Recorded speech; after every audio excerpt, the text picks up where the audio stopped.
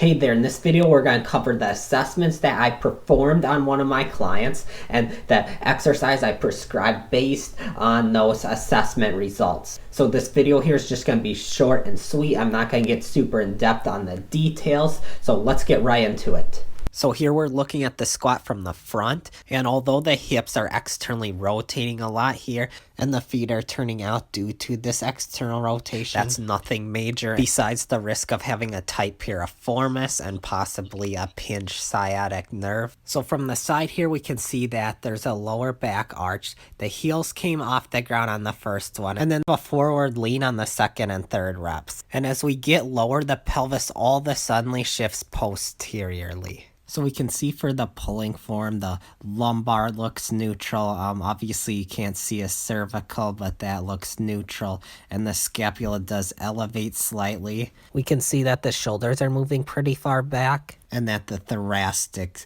for the most part, isn't enough extension. We can see for the pushing form here that we got a neutral lumbar and neutral cervical.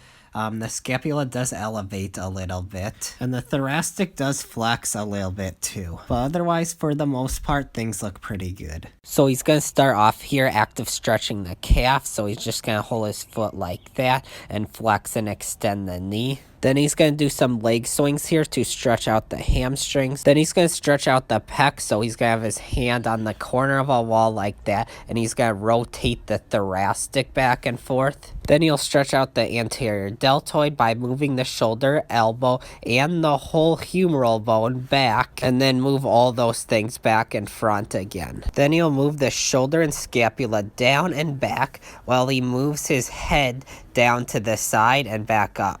Then he's going to do front squats with the heels elevated. He'll just go as low as he can. Then he'll do seated good mornings. It's going to be very important here that he does the best he can to keep that lower back straight. Then he's going to isometrically train his anterior tibialis by dorsiflexing the ankles as much as possible. Then he's going to do seated rows. Then he's going to do lat pull downs. Both of these will be close grip and the elbows will move right against the side. Then he's going to do a dumbbell overhead press. Then he's going to do a dumbbell bench press. He doesn't have to go quite this far on the way down. Then he's going to do a crunch, isolating that joint action lumbar flexion. Then for the cool down, he'll static stretch his pecs. He will static stretch his calves.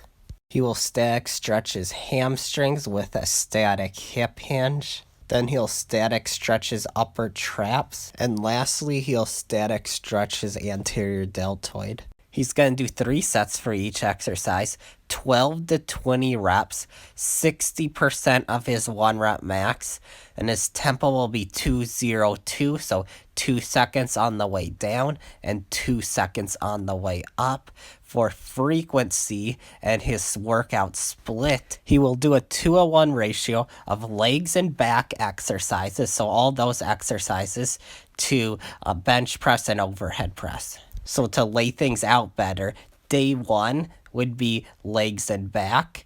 Day 2 would be the legs and back exercises. And then day 3, he would do bench press and overhead press and then go back to day 1 again. So he would have like a 3-day split. Now, when it comes to frequency, the last question that needs to be answered is how long should it take him to get through that split? Should he go through that split once a week?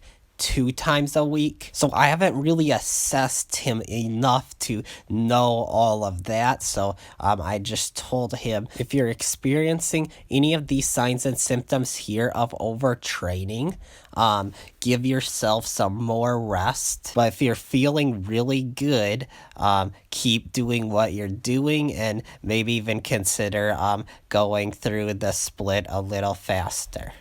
Alright, so these are the exercises and guidelines I gave him to follow to best help him get to his fitness goals. If you found this helpful, make sure you hit the like button. If you want to see more videos like this, make sure you go ahead, hit that subscribe button. If you have any questions about personal training, make sure you go ahead, comment them below. Thanks for watching, and I wish the best of luck to each and every one of you at achieving your fitness goals.